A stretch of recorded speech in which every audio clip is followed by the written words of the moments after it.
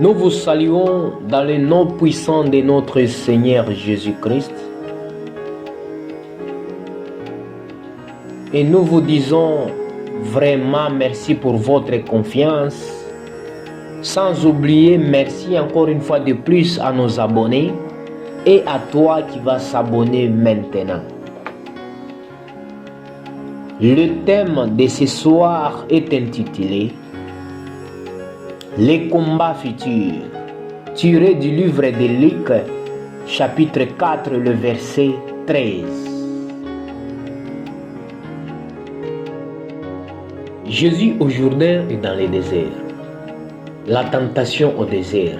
Luc chapitre 4, le verset 1 à 13. Les trois évangiles synoptiques invoquent cette scène. L'évangile de Jean-là passe sous silence.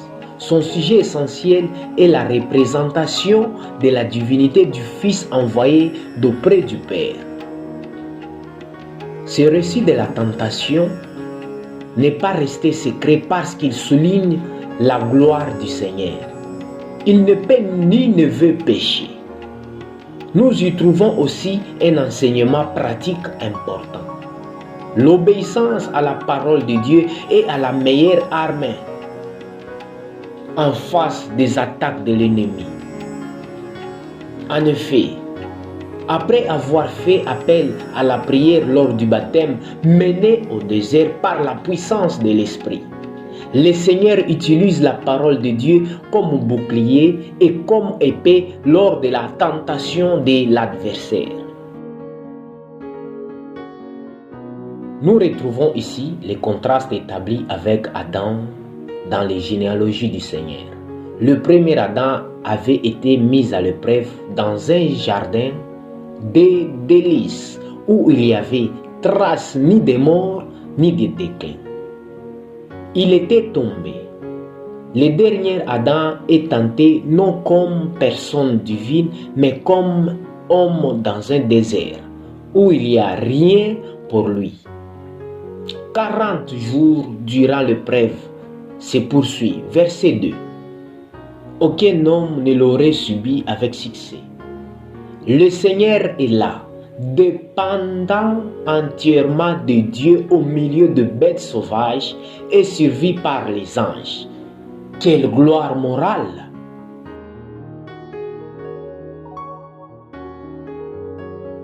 À la fin de cette période, l'assaut a été donné à 3 reprises.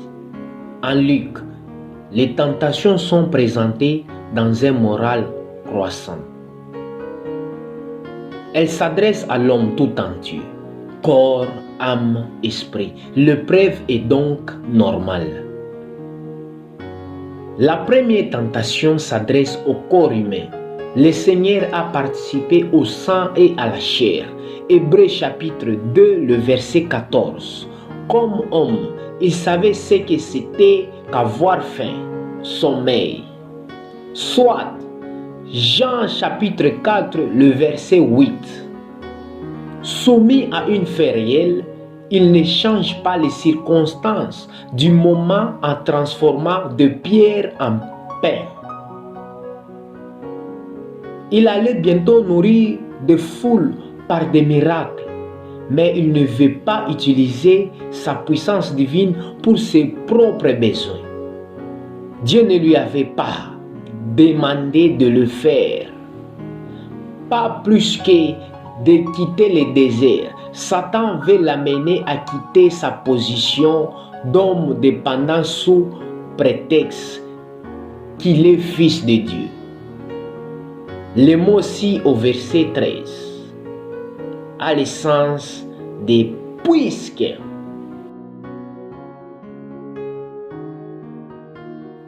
La citation du Deutéronome.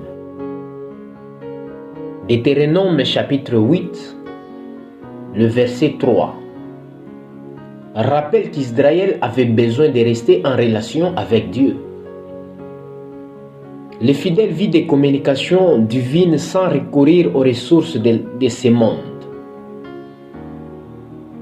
Le Seigneur fit l'homme qui vécut de toute parole de Dieu dans une dépendance de tous les instants. s'il dit, j'ai soif, ce n'est pas pour être abreuvé, mais pour que l'écriture soit accomplie. La seconde tentation, appelée souvent tentation mondaine, propose à Jésus ce qu'il plaît au cœur de l'homme qui ne connaît pas Dieu. La gloire et la puissance dans ce monde. Si nous lisons bien dans le livre de Daniel 4, verset 33, Satan offre ce qu'il a usurpé à la suite de la chute d'Adam, à qui la domination avait été confiée. Il reconnaît d'ailleurs implicitement qu'il est une créature quand il dit « Toute autorité m'a été donnée ». Dans le livre du Deutéronome qui enseigne où et comment l'Éternel avait été ordonné, Deutéronome chapitre 6, le verset 16.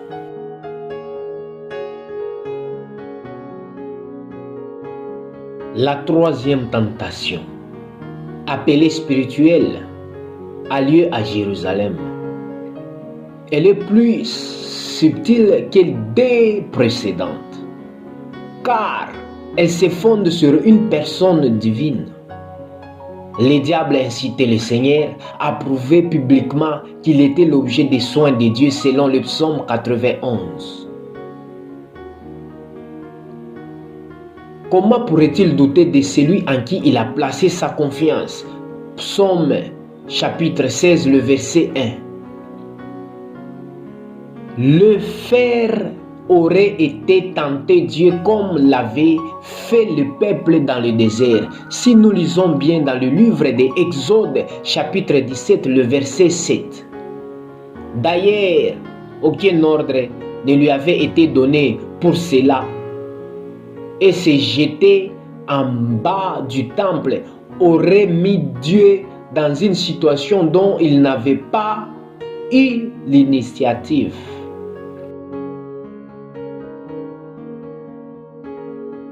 Victorieux de toute tentation, le Seigneur est laissé pour un temps. Si nous lisons bien dans Luc chapitre 4, le verset 13.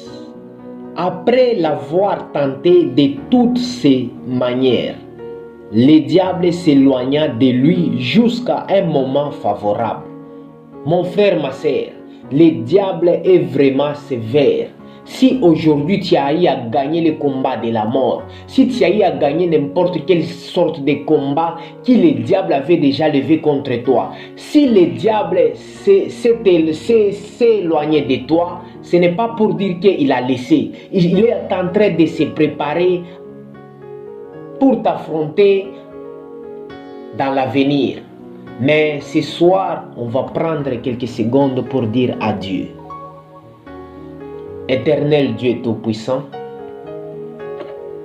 je suis en train de déclarer que toutes sortes de combats que le diable a essayé de lever maintenant ou dans mon futur, je le brise au nom puissant du Seigneur Jésus-Christ.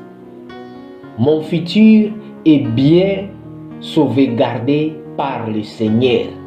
Mon futur, seul Jésus peut faire de tout ce qu'il veut et non Satan au nom de Jésus-Christ. Amen.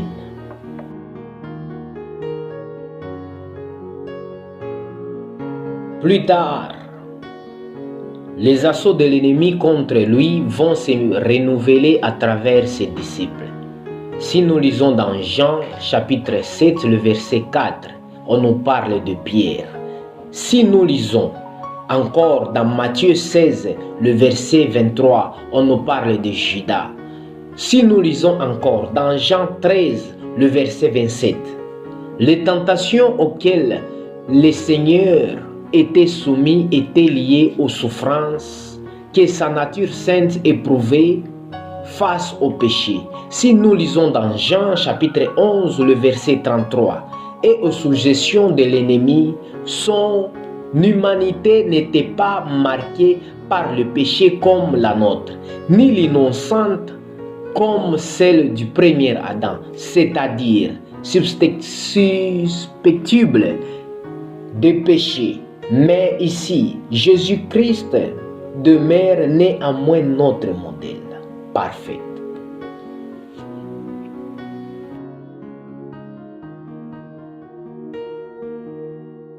Mon frère ou ma sœur, le verset 13 du chapitre 4 dans le livre de Luc nous enseigne plus. Si Satan s'est retiré après avoir tenté Jésus-Christ 3 fois, c'est parce que Jésus-Christ était déjà revêtu de la puissance de l'Esprit. Satan ne s'est pas retiré pour rien. Si Satan s'est retiré, c'est pour aller patienter et se préparer encore plus dans le futur pour pouvoir encore faire combat à Jésus-Christ. Parce qu'il savait déjà que Jésus-Christ est venu au monde pour ôter le péché du monde. Mon frère ou ma sœur, si Satan n'a pas réussi à te vaincre aujourd'hui, mais prépare-toi que Satan est en train de se préparer pour venir encore dans ton futur, ou bien t'attendre dans ton futur pour te faire combat. Parce que c'est possible. Satan n'a jamais eu des oreilles à chaque instant. Satan cherche toujours des plans pour pouvoir exterminer, pour faire tomber les enfants de Dieu. Mais laisse-moi te dire, par la puissance du Saint-Esprit, par la puissance qui nous a été donnée à la croix, on va toujours vaincre Satan. Les combats avec Satan, ce n'est pas commencé maintenant. C'est depuis le ventre de nos mamans. Peut-être les autres, ils ont eu à vaincre Satan à leur naissance. Peut-être les autres, ils ont eu à vaincre Satan, je ne sais pas par quoi. Mais on a eu à vaincre Satan par plusieurs manières. C'est pour te dire que si on a vaincu Satan quand on était encore enfant, si on a vaincu Satan peut-être par la maladie, par je ne sais pas quelle sorte de problème, on a eu à vaincre Satan. Mais pourquoi pas maintenant, on va toujours vaincre Satan par le nom puissant du Seigneur Jésus-Christ. Jésus-Christ nous dit très bien, si tu déclares et tu dis, montagne, ôte-toi de là, le montagne va se déplacer. Si tu déclares, tempête, calme-toi, la tempête va se calmer. Donc c'est pour dire que même les combats qui nous attendent dans nos futurs, c'est possible de déclarer maintenant. Et ça n'aura pas lieu et ça ne va pas se faire. C'est dans le nom de Jésus-Christ.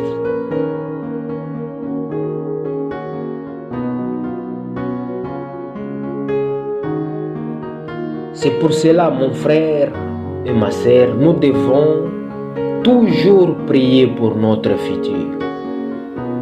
Nous devons toujours prier pour notre futur à venir. C'est vraiment important. La plupart des enfants de Dieu, pour eux, ça reste juste. Si tu tombes malade, tu as des problèmes et autre chose, tu pries maintenant. Dès que tu as seulement la guérison, c'est fini, tu te calmes. Tu ne peux pas encore prier. Tu laisses la prière, tu continues à faire ce que tu faisais avant. Parce que tu es déjà guéri, sans savoir que Satan te patiente dans ton futur. Or, le verset 13 du chapitre 4 dans le livre de Luc nous enseigne encore plus. Il nous dit ceci. Après l'avoir tenté de toutes ses manières, le diable s'éloigna de lui jusqu'à un moment favorable. Ici, c'est le diable qui est en train de se préparer. Il a fui Jésus-Christ, il a abandonné. Ce n'est pas pour dire qu'il a laissé. Donc, il est parti se préparer encore pour le patienter quelque part. Je ne sais pas c'est dans quelle année, je ne sais pas c'est quel jour où Satan va encore revenir chez toi pour te faire combat. Mais moi, ce que je te dis, tu vas déjà commencer à déclarer maintenant, par la puissance du Saint-Esprit, par le pouvoir de la croix qui nous a été donné par Jésus-Christ de Nazareth. Tu dois déclarer et dire, Jésus, je déclare par ton nom puissant que tout combat qui m'attend dans mon futur, je suis en train de vaincre ça et je déclare la victoire sur ça. Qu'il soit dans n'importe quoi, je déclare la victoire sur ça au nom de Jésus-Christ. Parce que c'est possible de faire tomber quelque chose qui Satan a déjà préparé pour toi dans ton futur. C'est vraiment possible.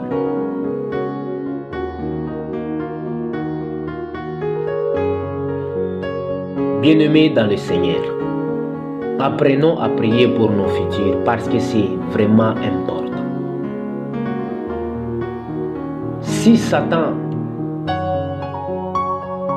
avait fui Jésus-Christ, donc si Satan s'est retiré après avoir tenté Jésus-Christ, il ne s'est pas retiré et puis s'est calmé.